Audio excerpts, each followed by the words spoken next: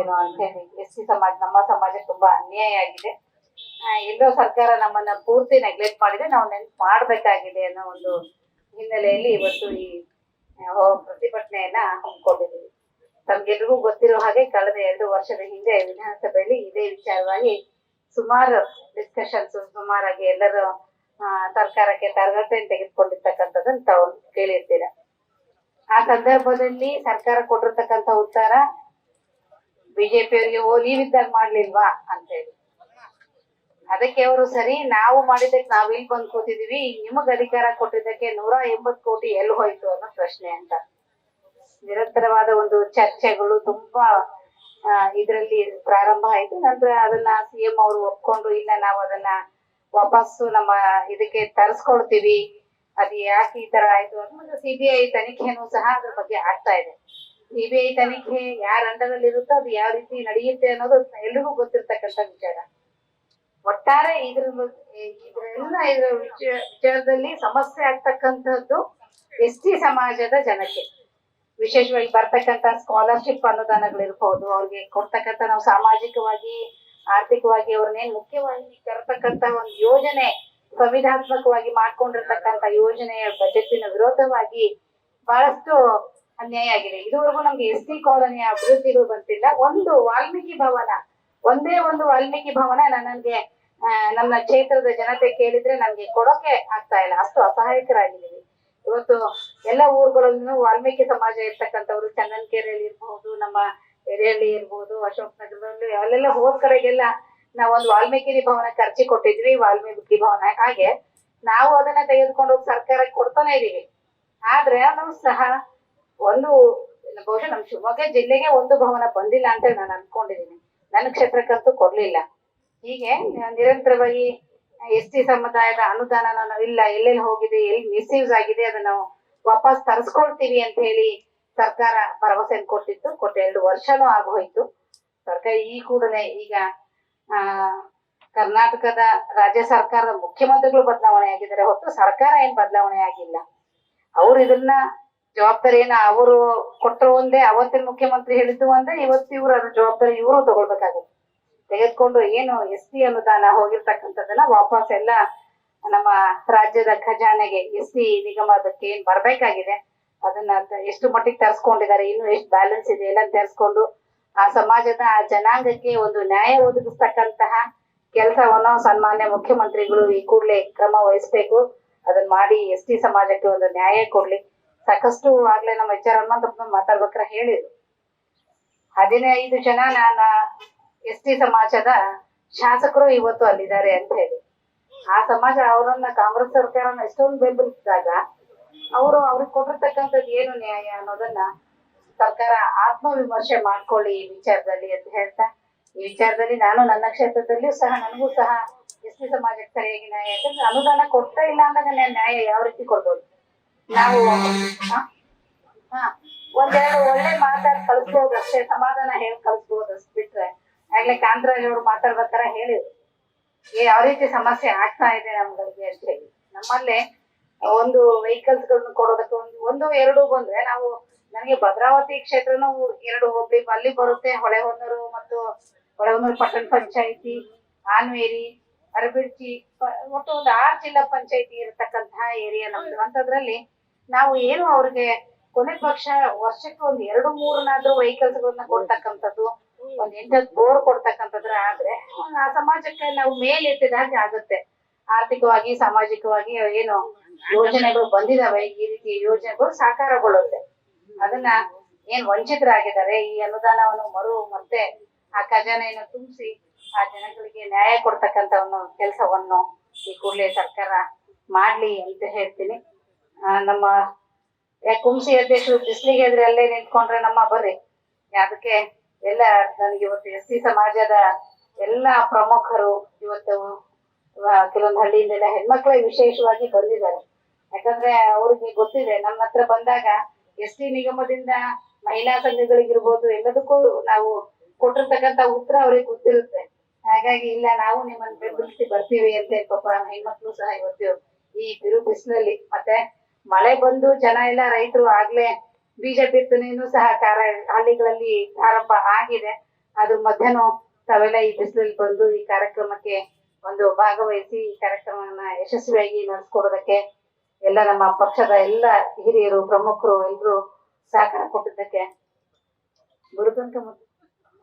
ಹಾಗಾಗಿ ಇವತ್ತು ಕೊನೆ ಪಕ್ಷ ಈಗಾದ್ರೂ ಸರ್ಕಾರ ಸಾರಥಿ ಹೊಸದು, ಅದೇ ಇದು ಸಾರಥಿ ಮಾತ್ರ ಹೊಸಬ್ರಿದ್ದಾರೆ.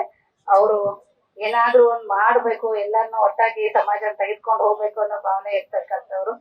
ದಯವಿಟ್ಟು ಅದನ್ನ ಎಲ್ಲಿ ಹೋಗಿದೆ ಆ ದುಡ್ಡನ್ನ ವಾಪಸ್ ಖಜಾನೆ ತುಂಬಿಸೋದ್ರ ಮೂಲಕ ನಮ್ಮ ಎಸ್.ಸಿ ಸಮಾಜಕ್ಕೆ ಒಂದು ನ್ಯಾಯ ಕೊಡ್ಲಿ ನಮ್ಮ ಎಸ್.ಸಿ ಸಮಾಜದವರಿಗೆ ಅಂತ ಹೇಳ್ತಾ ನಮ್ಮ ಮಾತು ಮುಗಿಸ್ತೀನಿ. ಧನ್ಯವಾದ. ನಮ್ಮ ಪಕ್ಷ ಎಸ್.ಟಿ ಸಮಾಜಕ್ಕೆ ಸರ್ಕಾರದಿಂದ ಸತತ 3 ವರ್ಷಗಳ ಕಾಲ ಆಗಿರುವಂತಹ ಅನ್ಯಾಯವನ್ನ, ದ್ರೋಹವನ್ನ ಪ್ರತಿಭಟಿಸಿ ಇವತ್ತು ಆ ಸಮಾಜದ ಪ್ರಮುಖರು ರೋಡಿಗೆ ಬಂದಿದ್ದಾರೆ, ರಸ್ತೆಗೆ ಇಳಿಸಿದ. ಈ ಸಮಾಜದ ಜನರಿಂದ ಸರ್ಕಾರ ಬಂದು ಕಾಂಗ್ರೆಸ್ ಪಕ್ಷದ ನೇತೃತ್ವದ ಸರ್ಕಾರ ಬರಲಿಕ್ಕೆ ಎಸ್.ಟಿ ಸಮಾಜದ ಒಂದು ಆಶೀರ್ವಾದ ಬಹಳಷ್ಟು ಇತ್ತು. ಅಂತಹ ಸಮಾಜವನ್ನ ಇವತ್ತು ರಸ್ತೆಗೆ ಇಳಿಸಿರುವಂತಹ ಕೀರ್ತಿ ಯಾರಿಗಾದ್ರೂ ಸಿಗುತ್ತೆ ಅಂತಂದ್ರೆ ಅದು ನಮ್ಮ ರಾಜ್ಯದಲ್ಲಿ ನಮ್ಮ ಕಾಂಗ್ರೆಸ್ ಪಕ್ಷಕ್ಕೆ ಸಿಗ್ತದೆ ಅಂತೇಳಿ ಈ ಸಂದರ್ಭದಲ್ಲಿ ಹೇಳಲಿಕ್ಕೆ ಬರುತ್ತೆ. ಚುನಾವಣಾ ಸಂದರ್ಭದಲ್ಲಿ ಮತಗಳಿಗೋಸ್ಕರ ಅನೇಕ ಗ್ಯಾರಂಟಿ ಯೋಜನೆಯ ಮುಖಾಂತರ ಮಂಗುಬೂದಿಯನ್ನ ಎರಚಿ ಇವತ್ತಿನ ದಿವಸ 3 ವರ್ಷ ಅಧಿಕಾರವನ್ನು ನಡೆಸಿದಂತಹ ಸರ್ಕಾರ ಎಲ್ಲ, ಅದರಲ್ಲೂ ವಿಶೇಷವಾಗಿ ಎಸ್.ಟಿ ಸಮಾಜದ ಹಣವನ್ನ ಬಜೆಟ್ ನಲ್ಲಿ ಇಟ್ಟಂತಹ ಹಣ, ಸರ್ಕಾರದಲ್ಲಿ ಸಮಾಜಕ್ಕೋಸ್ಕರ ಇಟ್ಟಂತಹ ಹಣ, ಈ ಎಲ್ಲ ಹಣ ಇದು ಏನಕ್ಕಪ್ಪ ಉಪಯೋಗ ಆಗಬೇಕಾಗಿತ್ತು ಅಂದ್ರೆ ನಮ್ಮ ಮಕ್ಕಳ ವಿದ್ಯಾಭ್ಯಾಸಕ್ಕೆ, ಸ್ವ ಉದ್ಯೋಗಕ್ಕೆ, ಹಾಸ್ಟೆಲ್ಗಳ ನಿರ್ಮಾಣಕ್ಕೆ, ಭವನಗಳ ನಿರ್ಮಾಣಕ್ಕೆ, ಎಲ್ಲ ಸಾಮಾಜಿಕವಾದ ನ್ಯಾಯವನ್ನ ಕೊಡಿಸುವಂತಹ, ವಿಶೇಷವಾಗಿ ವಿದ್ಯೆಗೆ ಒತ್ತು ಕೊಡುವಂತಹ ಉಪಯೋಗಿಸಬೇಕಾದಂತಹ ಹಣವನ್ನ ಗ್ಯಾರಂಟಿ ಯೋಜನೆಗಳಿಗೆ ಉಪಯೋಗಿಸಿ. ಇವರು ಗ್ಯಾರಂಟಿ ಯೋಜನೆಗಳಿಗೆ ವಿಶೇಷವಾಗಿ ಹೆಚ್ಚು ಹಣ ಯಾವ್ದಾದ್ರೂ ಉಪಯೋಗಿಸಿದ್ರೆ ಅದು ಎಸ್.ಟಿ ಸಮಾಜದ ಹಣ ಅಂತೇಳಿ ಅಲ್ಲಿರುವಂತಹ ನಮ್ಮ ಸ್ನೇಹಿತರು MLA-ಗಳು ಮಂತ್ರಿಗಳೇ ಹೇಳ್ತಾರೆ. ಇವತ್ತು ಅವ್ರ ಹೆಸರನ್ನ ಹೇಳಂಗಿಲ್ಲ, ಏನ್ ಮಾತಾಡಂಗಿಲ್ಲ, ಬಿಡಂಗಿಲ್ಲ, ಆ ರೀತಿ ಇದೀವಿ ಅಂತೇಳಿ ಆ ಸಮಾಜದ MLA-ಗಳು ಹೇಳ್ತಾ ಇದ್ದಾರೆ. ಇವತ್ತು ಭಾರಿ ಅನ್ಯಾಯವನ್ನ ಮಾಡಿರುವಂತಹ ಸರ್ಕಾರದ ವಿರುದ್ಧ ಸಿದ್ದರಾಮಯ್ಯನವರ ನೇತೃತ್ವದ ಅಡಿಯಲ್ಲಿ ನಡೆದಂತಹ 3 ವರ್ಷದಲ್ಲಿ ಆದಂತಹ ಎಸ್.ಟಿ ಸಮಾಜದ ಹಣದ ಲೂಟಿ ಯಾವತ್ತೂ ಆಗಿಲ್ಲ. ಅವರ ಸಮಾಜದ ಏನು ಉದ್ಯೋಗಸ್ಥರಿದ್ದಾರೆ ಅವ್ರ ಜೀವವನ್ನು ಕೂಡ ಇವತ್ತು ನಮ್ಮ ಅಧ್ಯಕ್ಷರು ಹೇಳ್ತಾ ಇದ್ರು, ಚಂದ್ರಶೇಖರ್ ಅವರ ಜೀವವು ಕೂಡ ಪಡೆದುಕೊಂಡಂತಹ ಒಂದು ಯಾರಿಗಪ್ಪ ಇದೆ ಅಂತಂದ್ರೆ ಅದು ಕಾಂಗ್ರೆಸ್ ಸರ್ಕಾರಕ್ಕೆ ಬಂದಿದೆ. ಈ ರೀತಿ ಎಸ್.ಟಿ ಸಮಾಜದವರು ನಂಬಿ ನಿಮ್ಮನ್ನ ಗೆಲ್ಲಿಸಿದರ ಫಲವಾಗಿ ಇವತ್ತು ಇಡೀ ಅವರ ಸಮಾಜದ ಮಕ್ಕಳ ಭವಿಷ್ಯದ ಹಣವನ್ನ ನೀವು ದುರುಪಯೋಗ ಪಡಿಸ್ಕೊಂಡು ಈ ರೀತಿ ಮಾಡ್ತಾ ಇದ್ದೀರಾ. ಇವತ್ತು ಮುಖ್ಯಮಂತ್ರಿಗಳು ಹೊಸದಾಗಿ ಸರ್ಕಾರಕ್ಕೆ ಬಂದಿದ್ದಾರೆ, ಡಿ.ಕೆ. ಶಿವಕುಮಾರ್ ಅವರು. ನಾವು ಅವರಿಗೆ ಇವತ್ತು ಈ ಪ್ರತಿಭಟನೆಯ ಮೂಲಕ ಒತ್ತಾಯವನ್ನ ಮಾಡ್ತೇವೆ. ಮುಂದಿನ ದಿನಗಳಲ್ಲಿ ನೀವು ವಿಶೇಷವಾಗಿ ಏನೇನು ಇವರಿಂದ ಹೋಗಿತ್ತು ಹಣ ಅದೆಲ್ಲವನ್ನ ವಾಪಸ್ ಇವರು ಸಮಾಜಕ್ಕೆ ಕೊಡಿಸಬೇಕು. ಕೊಡಿಸಿ ಮುಂದಿನ ದಿನಗಳಲ್ಲಿ ಈ ರೀತಿಯ ಯಾವುದೇ ಅನ್ಯಾಯಗಳನ್ನು ಕೂಡ ತಡೆಯದ ಹಾಗೆ ತಡಿಬೇಕು. ನಿಮ್ಮ ಅವಧಿಯಲ್ಲಾದ್ರೂ ಹಿಂದೆ ನಡೆದಂತಹ ದುರುಪಯೋಗವನ್ನ ಸರಿಪಡಿಸಿಕೊಳ್ಳಿ ಅಂತ ಹೇಳ್ತಾ, ಜೊತೆಗೆ ಇವತ್ತು ಕೇವಲ ಮುಖಂಡರುಗಳು ಬಂದು ಪಕ್ಷದ ಕಚೇರಿಯಿಂದ ಜಿಲ್ಲಾಧಿಕಾರಿ ಕಚೇರಿಗೆ ಬಂದಿದ್ದಾರೆ. ಇದೇನಾದ್ರೂ ಇದೇ ರೀತಿ ಅನ್ಯಾಯ ದ್ರೋಹ ಮುಂದುವರೆದ್ರೆ ಹಳ್ಳಿಯಿಂದ ಇಡೀ ಜಿಲ್ಲೆಯಲ್ಲಿ ನಿಮ್ಮ ವಿರುದ್ಧ ಹೋರಾಟ ಮಾಡಬೇಕಾಗ್ತದೆ. ಇದು ಎಸ್.ಟಿ ಸಮಾಜದ ಹೋರಾಟ. ಎಲ್ಲ ಸಮಾಜದವರಿಗೆ ಅನ್ಯಾಯವನ್ನು ಕೂಡ ಆಗಿರುವಂತವನ್ನ ಮತ್ತೆ ಜನರಿಗೆ ತಿಳಿಸುವಂತಹ ಕೆಲಸ ಮಾಡ್ಬೇಕಾಗ್ತದೆ.